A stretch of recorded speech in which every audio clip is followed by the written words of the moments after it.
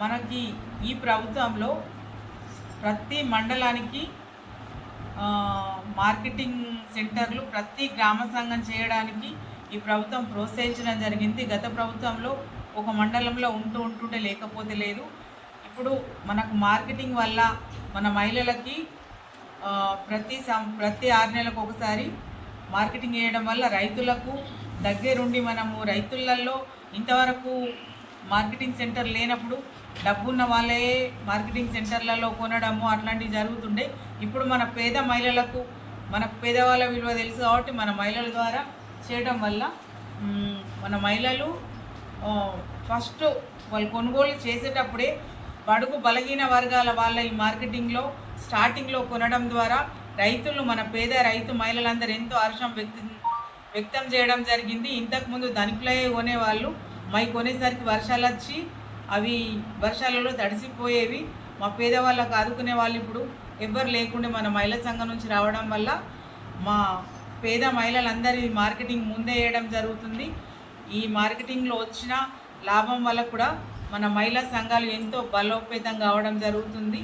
మా మహిళలందరము ఈ ప్రభుత్వానికి ఎంతో హర్షం వ్యక్తం చేస్తున్నాము. మళ్ళీ మార్కెటింగ్ చేయడం వల్ల ధాన్యం తడిసిపోకుండా మనకు ఈ ప్రభుత్వము ప్రతి మండలానికి ఒక గోదాం నిర్మించుకోవడానికి మనకు 15 లక్షలు మంజూరు చేయడం జరుగుతుంది. దీనికోసం మా మహిళలందరి తరఫున ప్రభుత్వానికి ధన్యవాదాలు తెలియజేస్తున్నాము. దీంతో పాటు మన మహిళలకు ప్రత్యేకంగా ప్రతి మండలానికి ఒక ఆర్టీసీ బస్సును మన ప్రభుత్వం మంజూరు చేయడం జరుగుతుంది.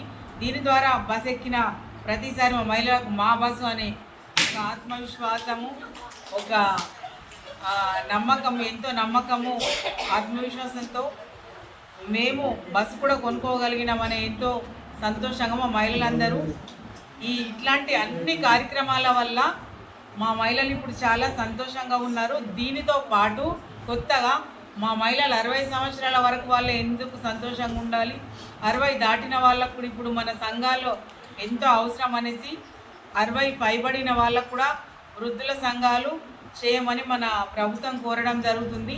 దీనివల్ల మా వృద్ధ మహిళలు ఎంతో సంతోషాన్ని వ్యక్తపరుస్తున్నారు.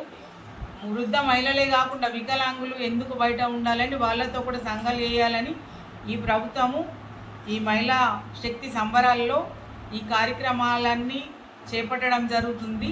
దీనికి మేము ప్రభుత్వానికి ఎంతో ధన్యవాదాలు తెలుపుతున్నాము. ఓకే, థ్యాంక్ యూ అమ్మా. ఫస్ట్ ఒక 8 మంది పేర్లను పోయిన 22లో 23లో ఒక 8 మంది పేర్లను తీసుకున్నాం. ఇంటర్వ్యూ కింద వాళ్ళ అవసరాలకు రుణాలు వచ్చినాం ఆదాయం పెంచుకోవడానికి. అట్లాగే 24లో కూడా ఒక 8 మంది పేర్లు తీసుకున్నాం. వాళ్ళకు కూడా మనం రుణాలు ఇచ్చి వ్యాపారాలలో అభివృద్ధి చేసుకోవడానికి సహకరించినాం. ఇప్పుడు కూడా ఈ సంవత్సరంలో కూడా మనం ఏం చేయాలి, గతంలో ఇచ్చిన వారందరికీ 70% మంది పేర్లు తీసుకొని ఎంటర్ప్రైజ్ ఎంట్రీ చేయాలా వాళ్ళ రుణాలు ఇచ్చినందుకు. మిగతాది ఇంకో 20% కొత్త పేర్లు నమోదు చేసుకోవాలి. గతంలో ఇచ్చిన పేర్లను 70% తీసుకోవాలి. కొత్త పేర్ల కోసము 20% తీసుకొని కొత్త పేర్లను ఎంట్రీ చేసి వారికి రుణాలు సకాలంలో అందించాలా. గతంలో రిజిస్టర్ వ్యాపారం కింద గతంలో ఉన్న వ్యాపారం కిందనే ఆన్లైన్లో మనం ఎంట్రీ చేస్తాము, ఐడెంటిఫై చేస్తాము. వాళ్ళకు 1,50,000 పైననే తీసుకోవాలి. 1,50,000 పైననే తీసుకుంటే మనం రిజిస్టరింగ్ ఎంటర్ప్రైజ్లో ఎంట్రీ చేసి వాళ్ళకి ఇప్పించడం జరుగుతుంది. కొత్త వారికి 2 లక్షల పైన తీసుకొని ఎంటర్ప్రైజ్లో వాళ్ళ పేరు నమోదు చేయాలి, ఐడెంటిఫై చేసి గుర్తించాలి. ఇది ఒకటి కూడా అందరూ కూడా మన ఈ సంబరాలలోనే ఇది కార్యక్రమాలన్నీ చేసుకొని రెడీ చేసుకుని పెట్టుకోండి.